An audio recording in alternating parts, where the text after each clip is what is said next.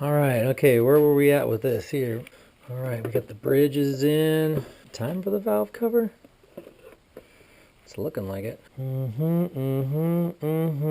Darn good. Alright, and I went with the flush mount fasteners on the valve cover, and I had to mill the OEM rubber grommets because the grommets that came eBay Etman kit, they're just like some O-rings or whatever, and they ain't blocking no oil from coming up past your valve cover. So I went ahead and I bored out the center of the OEM grommet just enough that I could get the flush mount caps to fit right inside or right around the flush mount cap. Sure I got the correct ones here. Yay. Oh yeah. Oh boy, I'm jumping ahead of myself. All right guys, well, let's distributor. Got another water line down there, it looks like. Temperature and money. Everywhere.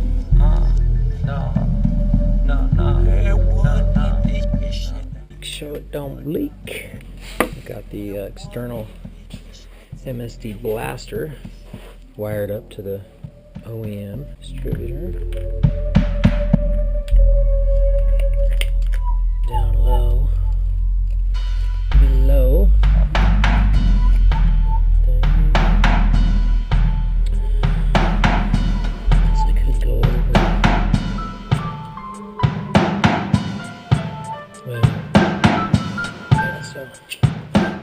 Hook up the blaster.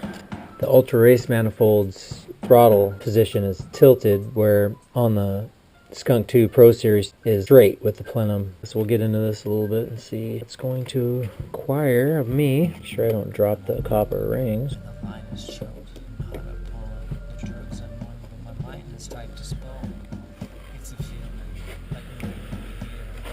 And I think this, the Ultra Race actually is lower.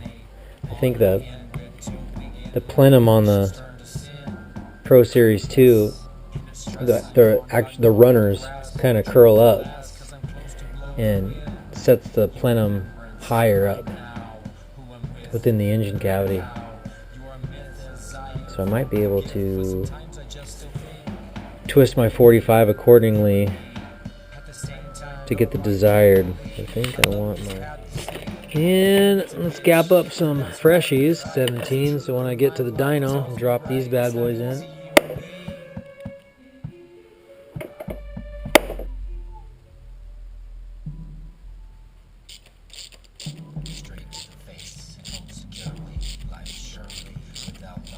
Yeah. Why not get this cover on? Go crazy. I just want it to seal. With the eBay flush mount hardware, you'll definitely have to not go to spec when torquing these things down. Like, they'll just snap. The heads of these Allen bolts that they have in the kit, the top is just made out of, you know, generic materials, nothing built to OEM standards, so the top will just pop right off from the pressure of the valve cover. And I didn't have any problem with leaking the last time that I fired it up and ran it for a little while, but we'll see as pressures increase, kind of pressure that they'll withstand at a less than OEM torque. 2 or 3 steps in the final step. Tighten all nuts in sequence to 7.2 foot-pounds, which I don't even think I did last time. I went to, I think I went to 5 because it was just not working out. So I'll just take them down to something. 7.2 on the inside, 7.2 all the way around. Alright, I already took these down here, and these aren't going to snap on me. So what I have those at is serious. I mean, that's pretty much probably holding down the cover everywhere at that point. So I'm going to just leave those at massive squishness there. Probably, who knows what they're at. They may be at 10, I don't know. Everything else is looking good everywhere, so we'll just leave that where it is, and I'll work on the outside ones going to... on a end where two begin, like relations turn to sin. Scary time. I'm just gonna keep going there.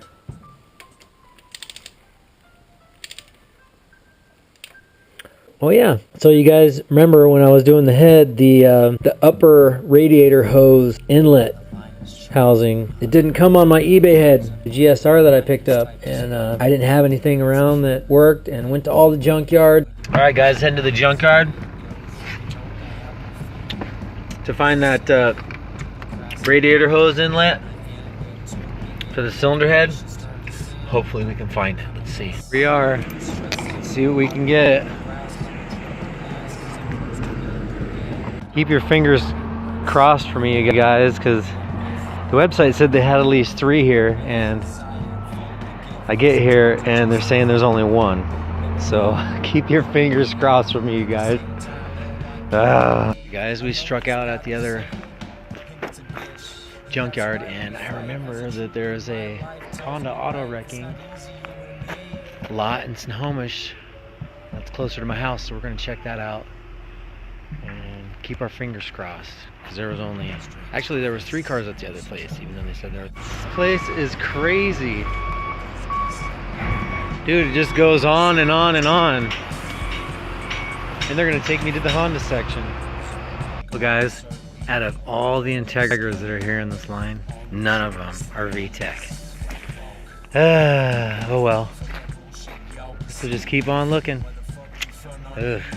Well, the last junkyard didn't have any VTEC heads to pull the part off of. So I guess I'm gonna probably just have to go online and get a billet bling housing instead. Dang. Couldn't find one, couldn't find a GSR VTEC, and purchased one online, and this is what we got. Test fitted it here the other day when I had a second in between the fan bam. We got this pretty billet housing that fits right up. 45 bucks, unfortunately, but hey, it looks good. It's gonna do the job, and I don't have to wait for it. Even though a seller that was selling VTEC B18C1s on eBay, I messaged him about getting one of these radiator housing, the upper radiator hose housing, and off of one of his heads, and he was more than willing to sell me one, and told me to make an offer actually, but I already had one of these on order and it was coming, so I did not make an offer. So you could do that. Probably could have got it from him for like 10 bucks plus shipping. It's gonna shorten up on me a little bit, so because it's not gonna sit here when it finally rests, it's gonna be up here, so we're gonna give it a little bit more. I'll start out with this and see how we do. There we go. Well, time to get the daughter from the bus stop. Alright guys, we're getting this thing back together. I got the Ultra Race Skunk 2 in. Changed that up for the different head that I got off the eBay in there, and nice that it's in finally, and getting everything all wired up as you can see, and now we're gonna get some of the hot stuff on so we can fire this thing. And it's a bitch, that's why we fight. Alright, so in order for me to find my final resting position of the charge pipe, I'm gonna go ahead and put the modified core support, radiator support on. Core support, radiator support, my bumper support. I put my modified bumper support on and my intercooler, all my hot stuff on. So I guess I'll have to hold off on my charge pipe till I get all my exhaust components on.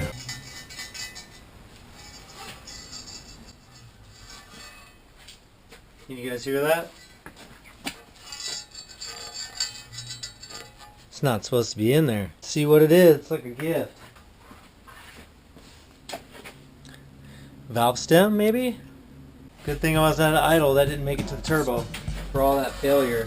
There's still some upside. Half full. Half full. You know what I mean? Let's make sure we get everything out of there, huh?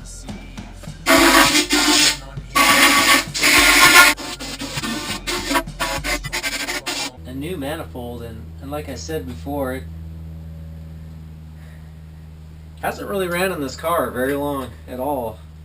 but back and forth to the alignment shop and idle here in the garage, and I'm starting to see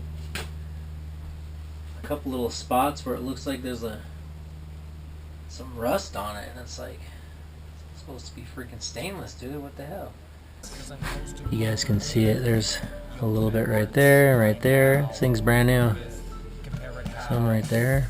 This is what it is. Just from sitting in my garage. What it turns into over time.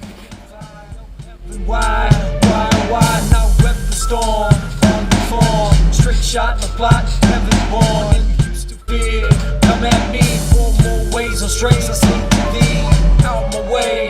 Fuck your face, fuck your game, get out of space. Ain't your bitch, use a bitch. Don't look, my eyes ain't on her hips, and I ain't the place where I wanna be.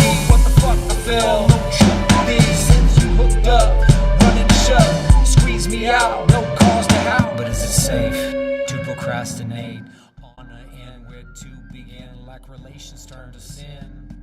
I'm a mess, and the stress I'm on gotten hard to grasp. Alright. To last, 'cause I'm close to blow the wind. Next day. Who I'm with, compare it how I can't hold you down, you show me truth. Feel the booth, this one's for you. It's not about all me to see, it's all about the truth to me. Don't let me forget all around me. It's all about how you found me. I got to get up, go out there. Alright guys, so if you're doing a 3-port boost controller, here's a little diagram you can use. Yeah. So we got our port there that I tapped into the turbine housing. That will go into port 1 on the housing. Port 1, and then port 2 comes off of the bottom of the wastegate.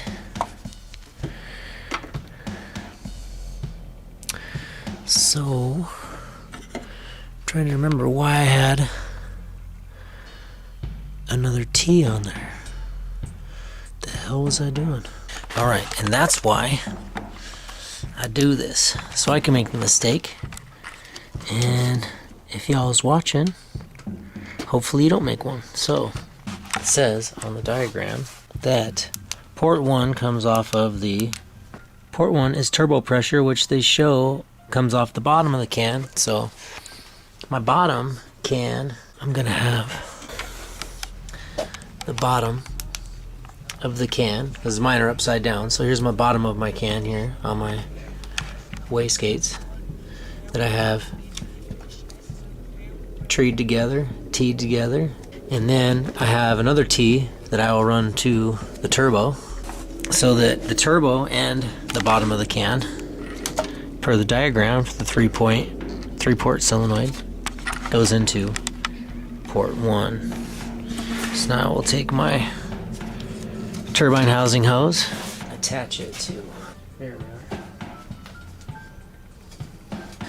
I got the lower portion of the can teed together and teed off the compressor housing so that they connect to port 1. Then I will have the top of the cans,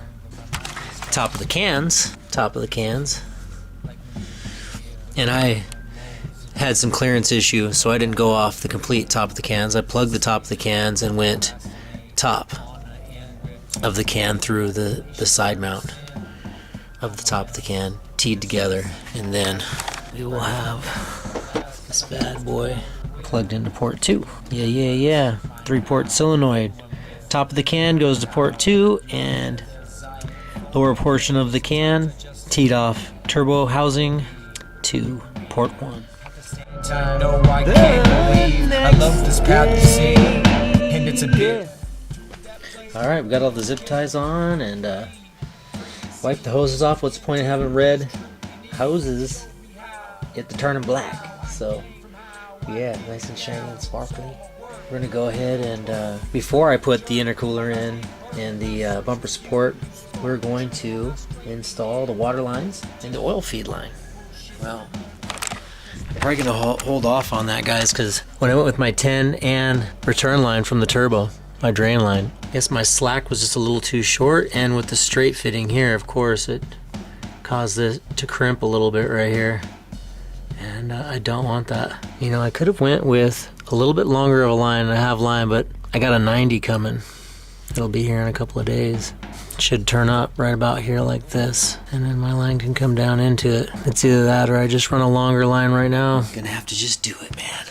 It was a bear getting it in there though. I had to machine down the flange, because with the 45 10N that I have in there, let's see if I can get my water feed line out of the way here. My 45 10N that I have up in there, the flange going straight caused the 10N fitting to hit the exhaust manifold, and I couldn't get it to seat properly, so I had to shave it down at an angle. You can see that the actual plate flange there for the 10N connection that mounts to the bottom of the turbo, it's actually tapered. I'm not sure if you guys can see that on the camera, but yeah, I had to belt sanded it down at an angle, keeping it flat and true as I could, and I did a good job, because once I bolted it up and got it running, it did not leak. It was a bear getting that. It was a tight spot getting that thing mounted up, so that's my hesitation with,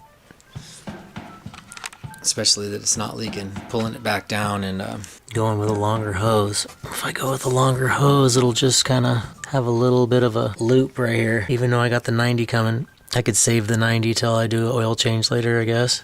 Once those water lines go in, it's definitely a no can do. That steel braided line fitting, bolting it up with those water lines in the way. It's a feeling like when you were here, but you're not no. All right, we got the my oil return line off. Went ahead and made mark to extend my line. I'm thinking another 2 inches. Got my mark right there, and I'm gonna need to put a little tape on it to keep it at bay while I cut it. To that place where you don't care, I can be free and see, and you can too. There's truth we need. You showed me how. Alright, time to take 10N fittings off the old line, and I picked up these anodized crescents off eBay. They were like 10 bucks or something. It helped me, you know, so I'm not trashing my anodized fittings. Bring me here, no place to do all the bullshit from everywhere, cause that shit get me nowhere. And just for my own peace of mind, I put thread seal on them. I probably don't need it, just peace of mind. So you can see I got my thread seal on there. Come on out of there, buddy.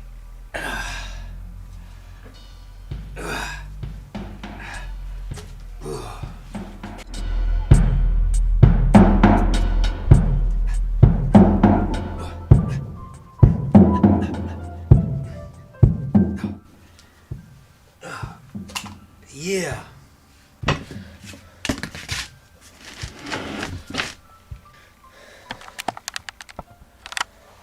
I use my table clamp and a couple clean rags to keep it from getting marred up in the clamp.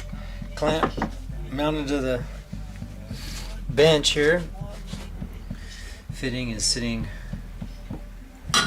correctly in the clamp so that it doesn't get wiped out or crushed, or and then need to take the tape off of the braid. And of course, once you do that, it's going to want to start to expand a little bit, get it rolling. And I'll tuck the braids that are hanging out the most in first and try and work the cleaner side. Tuck the braid in and take a peek around, make sure everything's tucked in, start threading it in, pushing a little bit and making sure that I'm not pushing more than I need to as I'm threading it in, so I don't bubble out any of the braids. There's one right there. It was kind of bubbling a little bit. And just keep spinning it, working it in until it's maxed out. It's all the way to where the thread is here. Got a little something in there. Yeah. Piece of debris. So what I'll do is I'll back it out a little bit, because when the next piece of the fitting goes in, it'll crush that tube, and the tube's going to need to be out of the thread area. The tube's going to need to be set back from the thread area so that it can be crushed properly. Alright, so now I'm going to take the other end of the fitting here, slide it in, start threading it up, marry the two pieces of the fitting together. And they usually say to go all the way, two pieces of the fitting touch. I like to see the orientation of the fittings to line up if I can. I think I got about a half turn here to go. There we go. Now my threads are all lined up on there. Alright, we got the fitting together. Now it's time to install it.